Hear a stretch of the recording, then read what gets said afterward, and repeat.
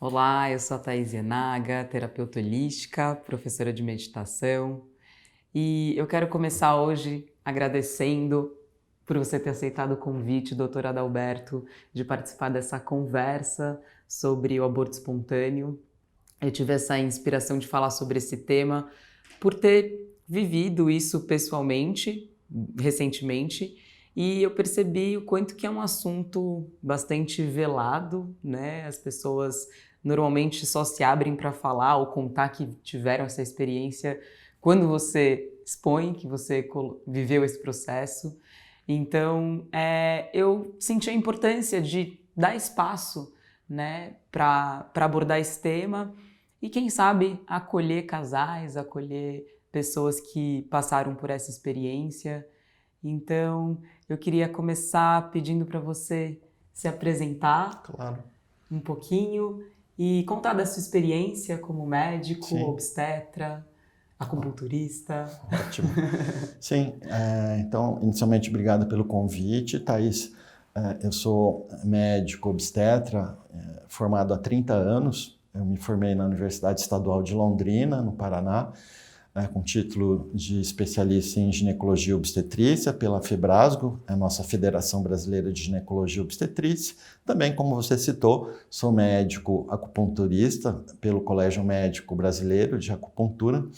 E, acima de tudo, essa vivência de 30 anos com a obstetrícia, e acho que é isso que é importante a gente estar compartilhando dentro de uma visão crítica. Eu tenho, além da formação acadêmica, eu acho que é importante a gente ter esse toque humano também do cuidado, porque a nossa formação é muito tecnicista e eu acredito que hoje as mulheres merecem ter um cuidado mais ampliado dentro da humanização, dentro de uma visão holística, e eu acho que é isso que é legal a gente estar conversando sobre um tema que é pouco conversado entre as mulheres, mesmo entre os profissionais, e quando conversado de uma forma muito técnica, tá? O que precisa se fazer do ponto de vista medicamentoso. Então, é um prazer a gente poder estar batendo um papo sobre esse tema. Que bom.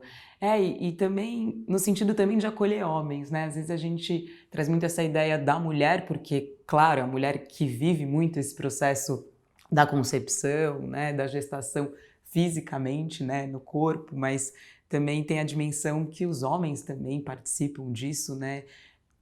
De uma maneira, né, anímica, espiritual, né, em outras dimensões que é importante também a gente, né, Sim, trazer esse... muito pertinente esse comentário, porque a nossa sociedade é uma sociedade patriarcal, machista.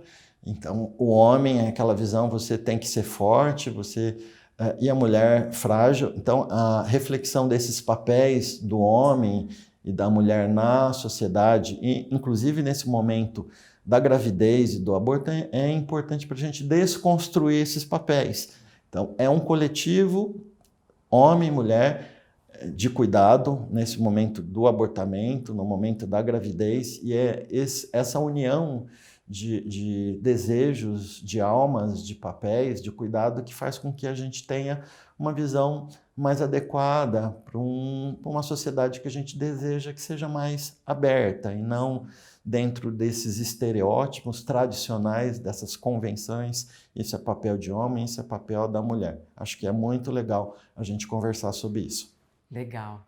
Então, para a gente começar, eu queria perguntar para você, o que você acha que é importante, né, esses casais saberem, aqueles que não só viveram esse processo do aborto espontâneo, mas que também estão, né, querendo, né, conceber uma criança, gestar uma criança, parir uma criança. Queria saber, a partir do seu conhecimento médico, que informações que você acha relevante para as pessoas terem conhecimento. Sim, acho que uma primeira informação que é bastante relevante é saber que o abortamento é um evento comum. Então, 10 a 15% das gestações ocorrem um aborto espontâneo, a gente chama um aborto natural, um aborto espontâneo. Então, é um evento comum no decorrer da vida da mulher e que, em sendo comum, deveríamos tratar de uma forma natural e não com essa carga de peso de culpa, acho que a primeira questão é desmistificar essa culpa de que se ocorreu um aborto espontâneo, ocorreu alguma falha, existe alguma culpa na mulher por ter ocorrido essa perda. Então, acho que esse é um primeiro aspecto importante, no sentido da gente naturalizar um evento que, na maioria das vezes, realmente é fisiológico. Perder uma gestação é fisiológico e, a maioria das vezes, a causa é por alterações genéticas, que a gente chama de cromossomopatias. Então, essas alterações genéticas mostram que existe algum, vamos dizer assim, probleminha no desenvolvimento da gravidez e, de forma natural, o organismo acaba expelindo, né, saindo como um mecanismo muito natural. Tá? Então, acho que a primeira coisa é entender que esse é um evento natural. Claro que existe algumas situações que a gente vai investigar quando existe um abortamento de repetição, mas não um abortamento isolado que ocorreu na vida da mulher. Quando se tem 3 ou mais abortamentos, aí vai se investigar outras causas, alguma alteração na conformação da cavidade uterina, se a mulher tem algum problema endócrino, enfim.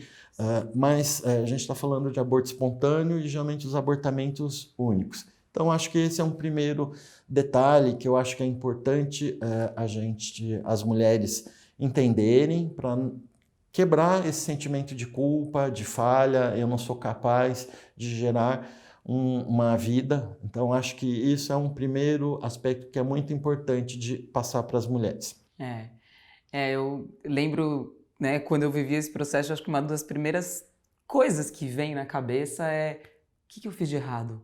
Será que, né, teve algo nesse processo que eu deveria ter feito diferente ou que, né, e aí dá essa margem para a gente começar a entrar nessas dinâmicas de culpa, né, de achar Sim. que, sei lá, tem alguma deficiência no meu corpo, Sim. né, então, assim, acho que primeiro, né, trazer que, assim, não tem culpa, né, ninguém é culpado, Não. né, e é algo que realmente é muito mais natural do que a gente, né, vê por aí, né? Sim, é bastante comum.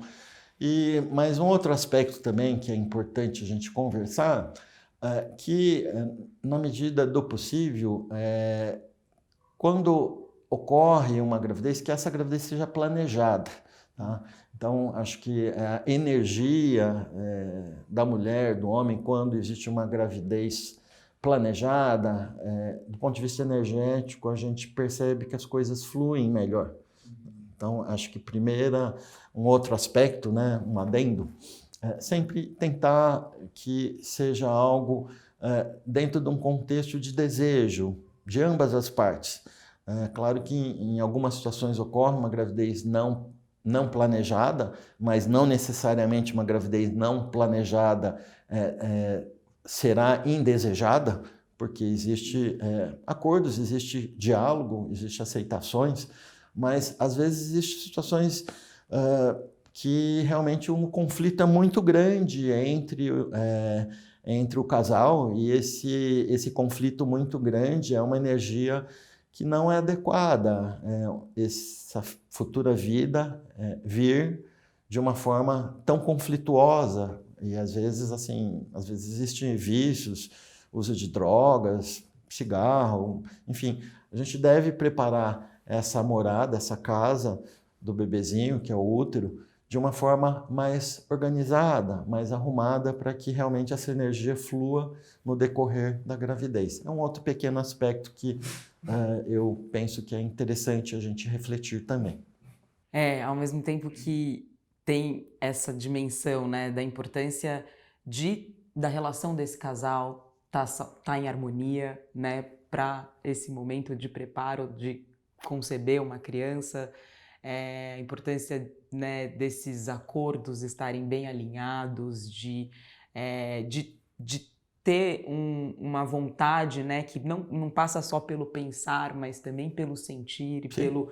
pelo agir, né, pelo querer, assim. Também tem um outro lado que, assim, não existe cenário perfeito e ideal, Não, né? a vida não é assim. A vida não é assim e muitas vezes tem muita cobrança, né? Sim, De você querer que as coisas sejam, né, de uma determinada maneira, uma expectativa muito alta. E isso também acaba muitas vezes não fazendo com que o processo flua da maneira mais tranquila sim. possível, né? Acho que esse é um aspecto que a gente gosta da medicina tradicional chinesa, que é uma noção de flexibilidade. Então, sermos flexíveis e adaptáveis a várias situações, inclusive situações delicadas e difíceis na nossa vida. Então, eu creio que a medicina tradicional chinesa e a própria meditação faz com que você tenha essa flexibilidade maior e não tenha essa rigidez, essa couraça mental e física tão grande para procurar se harmonizar com situações que ocorrem na nossa vida e o ser humano está dentro da natureza e acho que a natureza nesse sentido se adapta a vários cenários difíceis e delicados e a gravidez também é um momento de modificações corporais, mentais da mulher e acho que ter essa conexão maior corpo, natureza, já que a gente está dentro de uma dimensão maior, é importante, mas ter esse princípio da flexibilidade e não da rigidez para que a gente lide com as situações, inclusive o abortamento, de uma forma mais tranquila, né? Sim. Sem grandes expectativas, não gerar muitas expectativas, procurar agradecer, mesmo apesar das situações delicadas e difíceis que a gente passa na vida. Sim, e a gente pode também, de modo geral, né, falar de uma sociedade individualista, né, Sim, que é, é muito voltada para si mesmo, muitas vezes, e para os próprios interesses, né, e eu acho que é, ter um filho, né, gestar um filho e parir um filho é algo que o foco da sua vida muda completamente, né? Então, quer dizer, você não está mais ali como uma prioridade, né, em primeiro plano. Agora você tem uma responsabilidade enorme, né, sim. que é cuidar de um bebê, né, de uma pessoa, de uma criança que demanda todos os cuidados possíveis, né? Então, Sim, e acho que até isso que a gente estava conversando, o cuidar não é um papel apenas da mulher. O cuidar também o homem, acho que cada vez mais a sociedade tem que evoluir, que o cuidar de uma vida, de uma criança, é um papel que deveria ser responsabilidade de ambos, e não sim, apenas nas costas da mulher, e se ocorrer alguma situação delicada, difícil, que isso é uma responsabilidade exclusiva da mulher. Não, a responsabilidade e os papéis de cuidado deve ser de ambos. E a gente vê o quanto a sociedade precisa evoluir para isso, até por parâmetros legais como simples, como licença maternidade, licença paternidade. Por que que a licença paternidade é só de 5 dias, se você considera que o homem tem esse papel importante no cuidado da criança? Mas acho que são questões que a gente tem que divulgar mais, refletir mais em conjunto, para que a gente mude esses valores, esses papéis que ocorrem de forma ancestral, né? A visão da sociedade patriarcal é algo muito antigo e que, através dessas pequenas temáticas, como gravidez, abortamento, é um link para que a gente tenha uma visão mais amadurecida da sociedade, o que que a gente quer para esse mundo, o que que a gente quer para essa sociedade. sim, até porque é isso, cada ser humano, não importa se nasceu num corpo feminino ou masculino, ou que seja, ou que gênero, né, que tenha,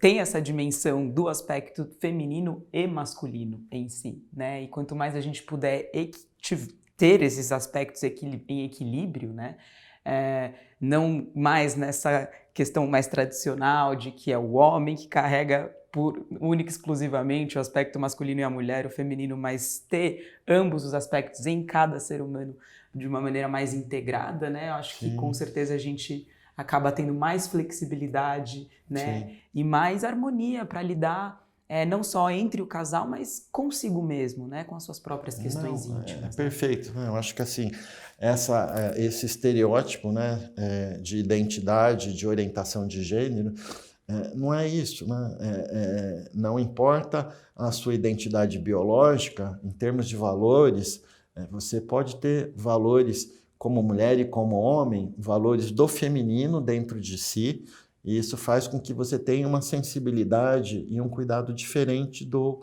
habitual. Então, acho que até quebrar essa questão da identidade de gênero, que é algo biológico, mas do ponto de vista mental, do ponto de vista espiritual, a gente ter essa visão, essa dimensão, que dentro de nós, não importa o sexo biológico, que possamos ter esses valores do feminino dentro de nós, no caso dos homens, e mesmo as mulheres que terem esses valores também. Então, existe essa junção, né? Aí entra a questão do yin e do yang, tá? Estarmos juntos, isso aí é algo, uma junção, e essa separação rígida não comporta numa sociedade que se pense futura, mais amadurecida, mais democrática, mais ampliada em termos de valores, do ponto de vista cultural, do ponto de vista antropológico. Realmente acho que é um aspecto bem interessante da gente desconstruir esses valores através de várias questões, e acho que assim, a maternidade, a gravidez